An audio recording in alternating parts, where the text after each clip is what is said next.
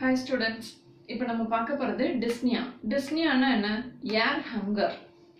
அதாவது difficulty in breathing. அதான் வந்து dyspnea.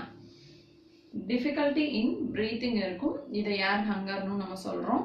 நார்மலா பாத்தீங்கன்னா நம்ம வந்துட்டு பிரீத் பண்றது நமக்கு கான்ஷியஸ்னஸ்லயே இருக்காது. நம்ம நார்மலாவே பிரீத் பண்ணிட்டு இருக்கோம்.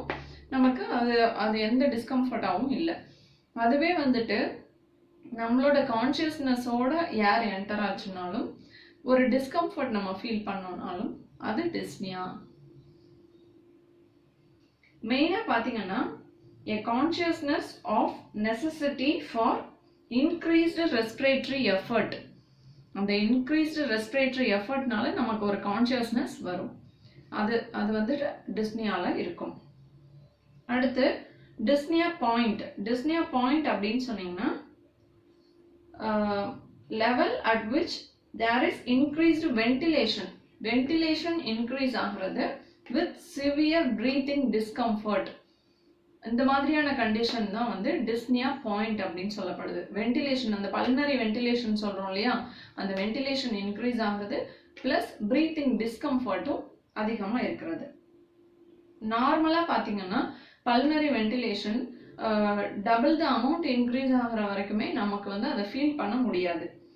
இப்போ ரியலா நமக்கு இந்த டிஸ்கம்ஃபர்ட் எப்போ நம்ம நார்மலா ஃபீல் பண்ணுவோம் அப்படின்னா பல்மனரி வென்டிலேஷன் வந்து 4 to 5 டைம்ஸ் அதிகமா இன்க்ரீஸ் ஆகும்போது தான் அதை வந்து நம்ம ஃபீல் பண்ணுவோமே. அடுத்து கண்டிஷன்ஸ் வென் அக்கர். எப்பப்பெல்லாம் இந்த டிஸ்னியா நமக்கு வரும் அப்படின்னா பிசியோலாஜிக்கல் பெத்தாலஜிக்கல்னு 2 டைப்ல இருக்கு. பிசியோலாஜிக்கல்னு பாத்தீங்கன்னா சிவியர் மஸ்குலர் எக்ஸசைஸ் பண்ணும்போது வரும். பெத்தாலஜிக்கல் அப்படின்னா ரெஸ்பிரேட்டரி, கார்டியாக், மெட்டபாலிக், இந்த 3 டைப் ஆஃப் டிசார்டர்ஸ்லயுமே டிஸ்னியா இருக்கலாம்.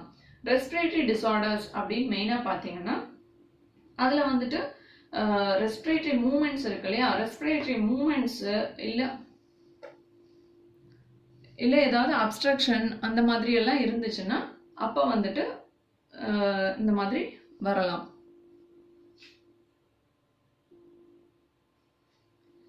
இது வந்து mechanical reason and nervous disorders எதுவும் அதனால இருந்தாலுமே வந்துட்டு இந்த மாதிரி டிஸ்னியா வரலாம்.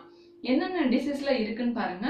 Pneumonia, pulmonary oedema, pulmonary effusion, poliomyelitis, pneumothorax, severe asthma, இந்த மாதிரியான கண்டிஷன்ல எல்லாம் வந்துட்டு டிஸ்னியா இருக்கும்.